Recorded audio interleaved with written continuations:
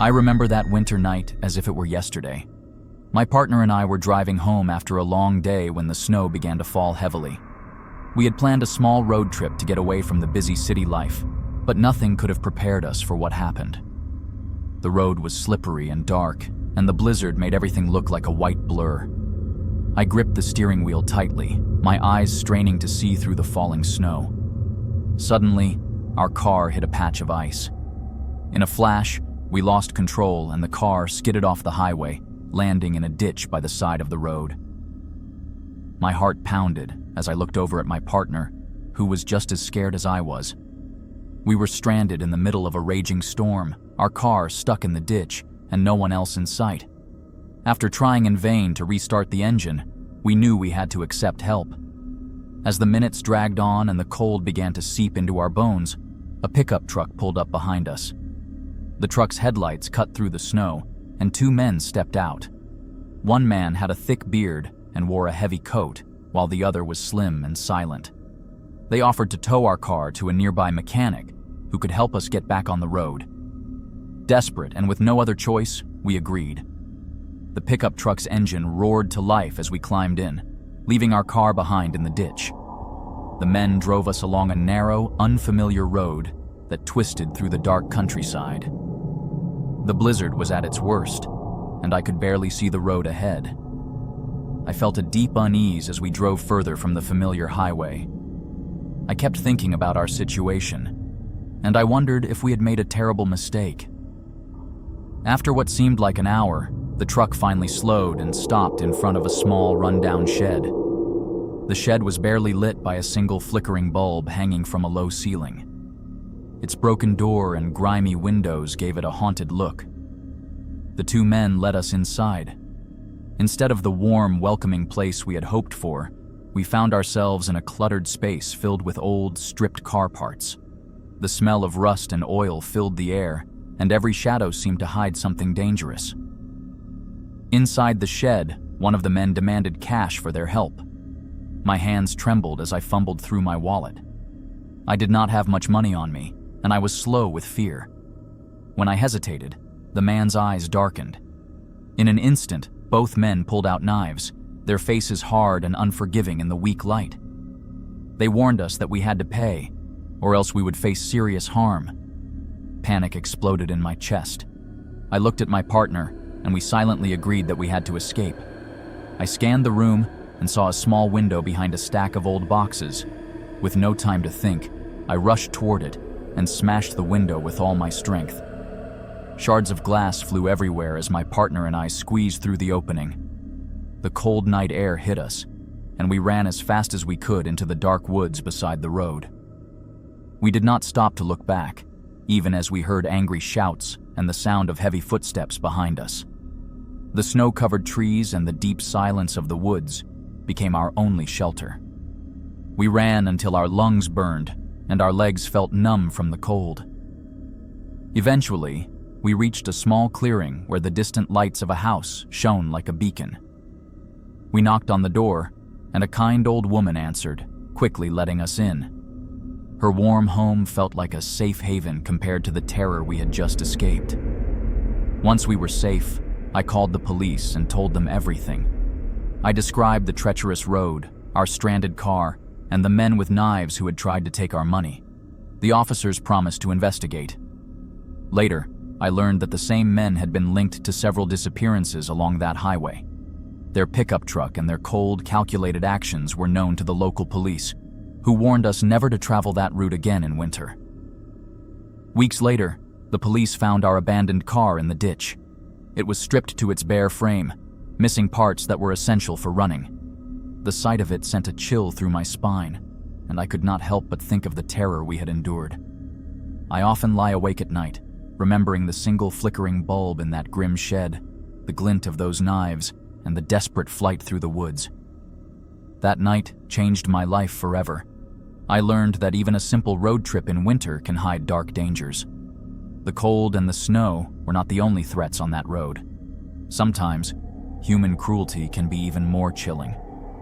I still feel the memory of that blizzard and that horrifying encounter every time I see a snowy road. It serves as a constant reminder that sometimes help can come in the most unexpected and dangerous forms, and that survival depends on quick thinking and a strong will to escape. I will never forget that night, and every winter road trip now carries a shadow of that dark memory.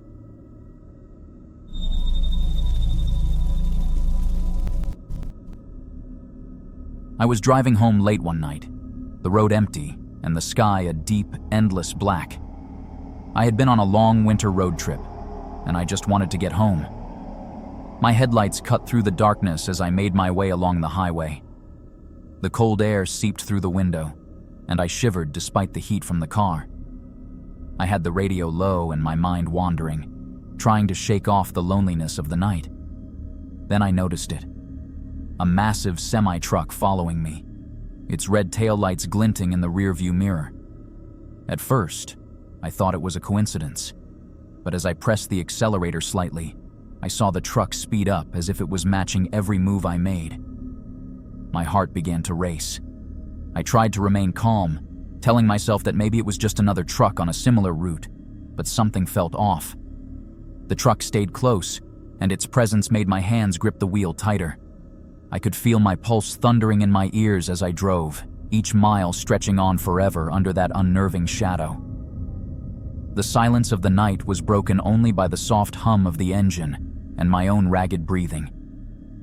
I couldn't shake the feeling that I was being watched, followed by someone who meant me harm. After a while, I saw a rest stop sign flickering in the distance. Desperate for safety, I carefully pulled into the lot. I hoped that by stopping, I could shake off the truck and gather my thoughts. I parked my car under a flickering streetlight, and as soon as I did, I glanced in my mirror. The semi-truck was still there, parked just outside the lot with its engine idling. My blood ran cold. I decided to get out and use the restroom, thinking I might call someone for help. The building was old and poorly lit, its worn-out neon sign buzzing faintly above the door. Inside, the bathroom was small, with chipped paint and a lingering smell of dampness. As I locked the door behind me, I tried to steady my shaking hands. I splashed some water on my face, hoping it would calm me down. That's when I saw it. On the wall near the sink, someone had spray-painted a message in bold, jagged letters. "Don't let them see you sleep." I stared at the words, my throat tightening. What did it mean? Who were they? The message was crude, almost desperate, and it sent a shiver down my spine. I felt suddenly very alone. Before I could think further, I heard a heavy pounding on the bathroom door. It started slow, but quickly grew louder, as if someone was trying to force their way in. I froze, pressing my ear against the cold metal door. The pounding became a rhythmic thud, each blow echoing in the small room. Panic gripped me. I knew I couldn't stay there. I dashed into one of the stalls, locking the door behind me. I huddled in the dark, trying to control my breathing as the pounding continued outside. I could hear muffled shouts and the sound of someone moving around in the hallway. Every noise made me jump, and I sat there, trembling, for what felt like an eternity. Eventually, the sounds faded into an uneasy silence. I waited several long minutes, my heart pounding so loudly I was sure it would give me away. Finally, I mustered the courage to slowly open the stall door and peek out. The hallway was empty, but the memory of that relentless pounding would not leave me. I quietly slipped out of the bathroom and hurried back to my car. The image of those harsh words still burned into my mind. Once inside, I locked every door and tried to calm down. I sat there in the dark, staring at the dashboard, unable to shake the feeling that I was still being watched. The semi-truck was nowhere to be seen now, but a cold dread settled over me that would not lift. I pulled out my phone and called the police, my voice shaky as I recounted what had happened. They told me they would send a patrol car as soon as possible. The next morning, I returned to my car with a mix of relief and lingering terror. The police had inspected it, and the news was worse than I could have imagined. My car had been vandalized. The brakes had been cut, leaving it dangerously compromised, and on the passenger seat lay a single Valentine's card. Written in bold, almost mocking handwriting, the card read, "Next time, we ride together." Alongside the note was a logo, a crude, fake emblem of a truck company that I had never heard of before. I felt a wave of nausea. The idea that someone had stalked me, tailed me on that lonely road, and then returned to vandalize my car was almost too much to bear. I couldn't shake the feeling that the semi-truck, the pounding on the bathroom door, and the sinister message all fit together like pieces of a twisted puzzle.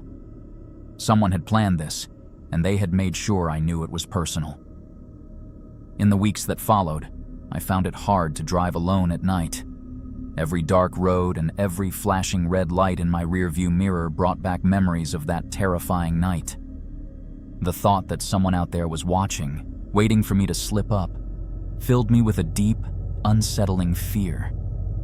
I began to wonder about the identity of the driver of that truck and about the fake company behind the logo. Was it all part of a larger game?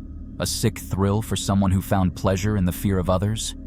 I still do not have all the answers, but one thing is certain. That night changed my life forever.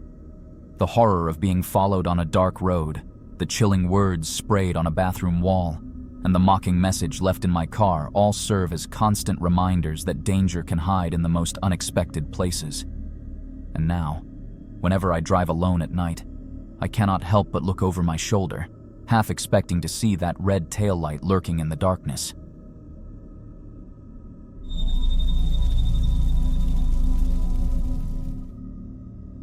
I was driving a delivery route through a remote part of the state when the storm hit. The temperature had dropped to negative 20 degrees Fahrenheit, and the wind howled like a living thing. I decided to take an ice road shortcut to save time.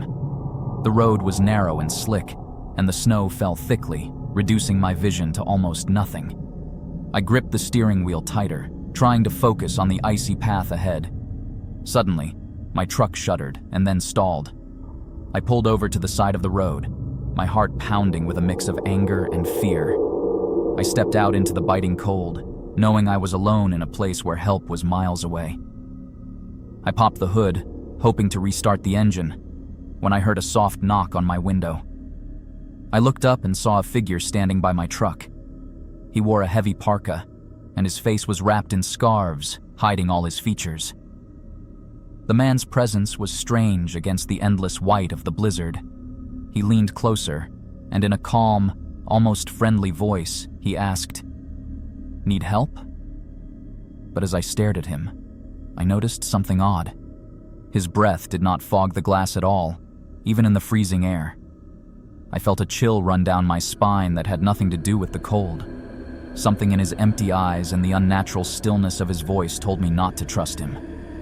I quickly shook my head and told him, "No, I'm fine," before rolling the window up tightly. Without a word, the figure stepped back from the truck. Then, as silently as he had appeared, he walked toward the swirling snow. I watched, frozen in place, as he disappeared into the whiteout, leaving no trace behind. I was left with my truck and a growing sense of dread. I spent the next few hours trying to restart the engine, but nothing worked. I was stranded in the middle of the blizzard.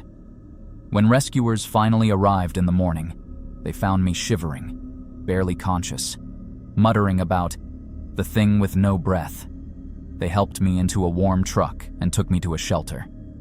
Later, while investigating the scene, the rescue team found frozen footprints leading from my truck. They stopped abruptly at the vehicle, with no tracks going away. To this day, I can't shake the memory of that silent visitor in the blizzard and the strange footprints that vanished into thin air.